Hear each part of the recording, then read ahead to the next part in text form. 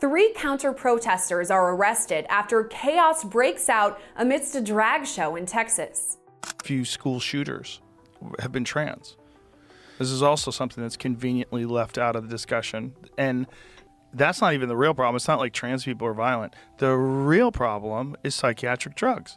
And that's the thing that no one wants to make a connection with. How many of these mass shooters are on psychiatric drugs? And the answer is the majority of them. Ever wonder why some woke liberal Karens seem to have a hair trigger temper? Or should I say, a blue hair trigger temper? I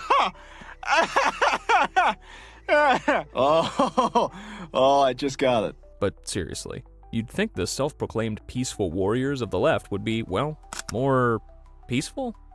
But here we are, where a minor disagreement spirals faster than a viral TikTok dance challenge. And before you know it, fists are flying. Or at least tweets are. You have to ask yourself, is this activism or emotional whiplash? Stick around, because today, we're diving headfirst into this new world of woke outrage, where words are violence and actual violence? You're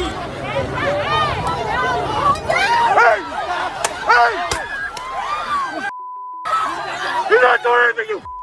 Well, apparently that's justified. Buckle up, this roller coaster is just getting started. Let's drop the first truth bomb: outrage culture. We have known for a very long time in this presidential race right now, it was going to be one that was going to pit. You ever try having a calm, reasonable conversation with someone who's woke? Spoiler alert, it's like trying to negotiate with a toddler hopped up on sugar. At some point, they're gonna flip the table. And don't just take my word for it. A 2021 study found that 62% of political discussions among liberals end in personal attacks when they feel cornered. 62%! That's more than half the time you can expect a conversation to go from, let's talk about it, to, you're a fascist. But here's the kicker. It's not just anger, it's performative anger.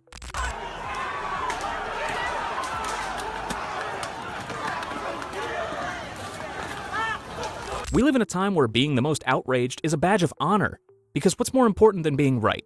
Looking like you're right in front of an audience, preferably with a Twitter thread and some hashtags to back you up.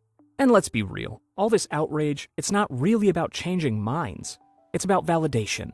It's about signaling to the world, look how much I care. But are you actually solving anything? Or just shouting into the void for some digital applause? That's the existential contradiction here. People who claim they want peace but can't wait to drop verbal napalm the second you disagree. Get up!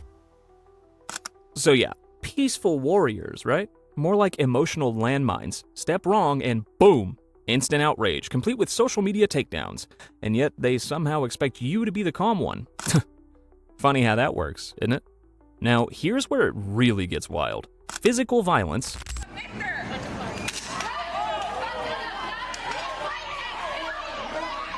in the name of peace. Yeah, you heard that right. Apparently you can't just be for justice these days. You've got to throw a punch or two to really prove it. In fact, over 50% of violent protests in 2020 were tied to left-wing causes. And this is from the side preaching tolerance, love, and unity? That's like organizing a charity bake sale and burning down the bakery on your way out. The irony is staggering. It's almost like some activists woke up one day and thought, how do I show the world I'm all about peace? Oh, I know! By kicking someone's face in during a protest! Child. I meant to get your phone! Because, you know, nothing says, let's solve this peacefully, like a bat to the head. Oh, I'm gonna hurt you! I'm gonna hurt you! You have a mask on, Here's the paradox. These are the same people that will chant about love and tolerance, but the second someone even hints at a disagreement, fists are flying. It's almost as if defending your beliefs isn't enough anymore. You have to physically enforce them. You cut that out now, or you'll go home in an ambulance. Because who needs words when you've got Molotov cocktails and a righteous cause? The truth is, violence under the guise of justice isn't just ironic, it's hypocritical. And yet, we're expected to applaud it because, well, feelings. It's like watching someone scream, "I love puppies," while they punt a dog across the street. Sure, you might technically be for peace, but your methods are, questionable at best.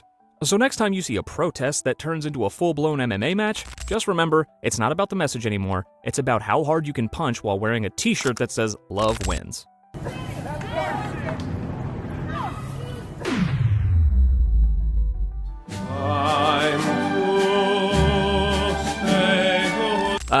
The good old medical mystery. And it's important to bear in mind that there's very small groups of people controlling these societies. Small groups of people are making these pronouncements. Now, I'm not here to play doctor, but it doesn't take a genius to realize that some of this woke outrage might be coming from more than just Twitter feed burnout. There's something deeper going on, and surprise, it's mental health. The mentally ill are more woke. If you've got more anxiety and depression, you will agree with the statement, America's a racist country, but you will also agree with a statement like, Italians are racist, Chinese are racist. It's the silent driver behind a lot of the impulsive behavior we see, but here's the kicker. It's the same people yelling, support mental health, often ignoring it when it's staring them in the face like a neon billboard. Take Audrey Hale, for example. Hale, a transgender individual who reportedly struggled with mental health, tragically carried out a school shooting in Nashville.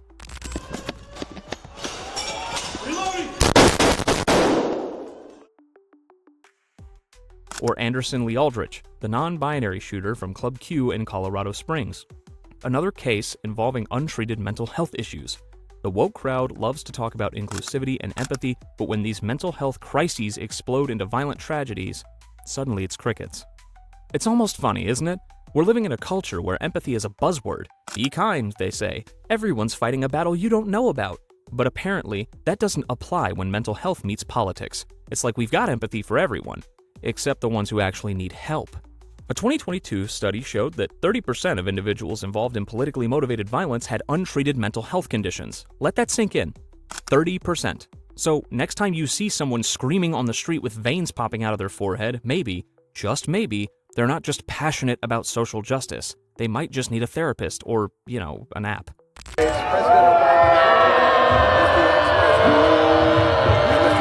And yet, here we are, in a world where mental health is a slogan, a hashtag. But when the people shouting the loudest actually need that help, nothing. Instead of supporting them, we weaponize their struggle, turn it into a spectacle. In the end, the woke warriors are all about empathy, until it's time to really be empathetic.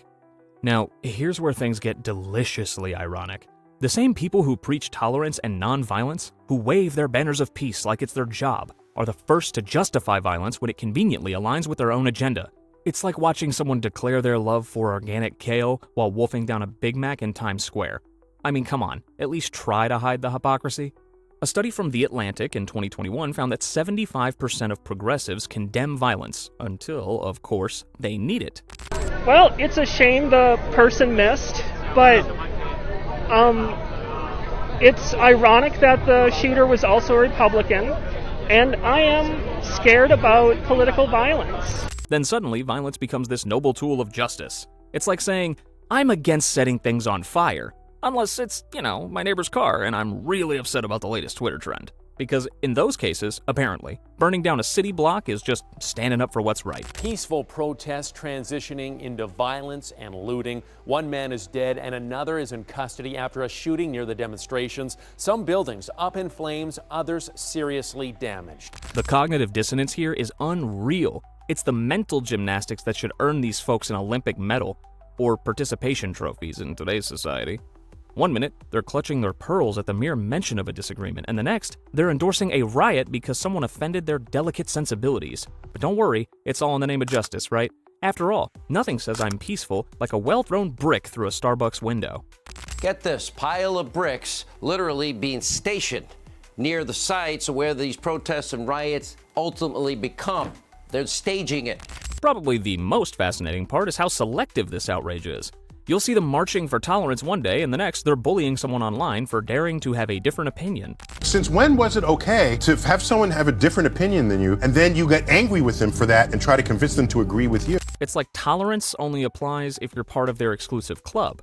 Dare to think differently, and suddenly that tolerance disappears faster than a woke activist's resolve when they see a police officer. To them, they cry and play the victim, and they want to run to the police. The old Biden-Harris lunge attack on the American flag narrative. Because apparently when you can't debate policy, you can always resort to melodrama, right? Let's be real for a second. Supporting progressive causes and advocating for equality doesn't equate to tackling Old Glory in a WWE-style takedown. But sure, let's pretend that supporting social justice initiatives like addressing systemic inequality or expanding healthcare access is somehow a full frontal assault on national identity.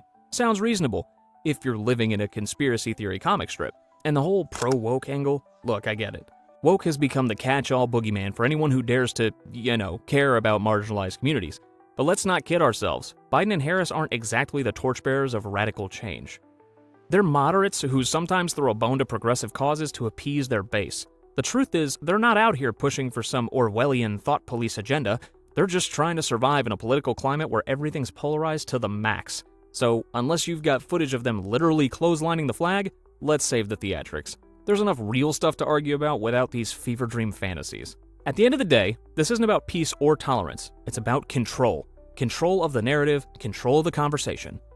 And violence, whether physical or verbal, is just another tool in the toolbox for enforcing that control. He's asking for help and there's No, fine. We can take care of it later. Back up. What does he need a medical? Back up. What does he need a medical? But here's the thing. You can't preach peace while lighting the match for the next protest. You can't demand tolerance when you're only tolerant of people who agree with you. It's not activism. It's hypocrisy with a megaphone. So here we are at the finish line, and what's the lesson? It's pretty simple, actually. Let's just use a little common sense. Crazy, right? Imagine a world where debates don't devolve into shouting matches or full-on brawls, where people can actually have different opinions without feeling like they've been personally attacked. Wild concept, I know. The truth is, we're letting this so-called woke mind virus lead us into a downward spiral, where a disagreement over brunch could somehow spark World War Z. And for what? So we can prove how right we are? Spoiler alert, no one's winning that game. Not you, not me, and certainly not society at large. We're too busy scoring points on each other to realize we're burning the whole game board down. It's time we stop confusing free speech with verbal flamethrowers. Mark Manson once said, "The desire for more positive experience is itself a negative experience." And maybe that's the heart of it. We want so badly to be on the right side of everything that we lose the ability to actually engage with anyone. We're so focused on protecting our precious ideologies that we've turned discourse into a combat sport. And trust me, no one's getting a trophy for that. Hey, here's a radical idea. How about instead of lighting torches and storming the proverbial castle every time someone disagrees with us, we just talk? Yeah, remember that? Talking, listening, basic human interaction. Turns out that's how society moves forward. Through dialogue, not destruction. So let's agree on one thing. Fighting fire with fire just leaves us all burnt to a crisp. We can either be the generation that lets every disagreement turn into a civil war, or we can be the generation that actually tries to understand each other. Sounds a bit more productive, doesn't it? If you're down for some common sense in this increasingly nonsensical world, then stick around for our next video. We'll keep laughing, debating, and most importantly, thinking. Hit that like button, maybe subscribe, and let's keep the conversation going. Not with fists, but with facts, because trust me, we've had enough of the former.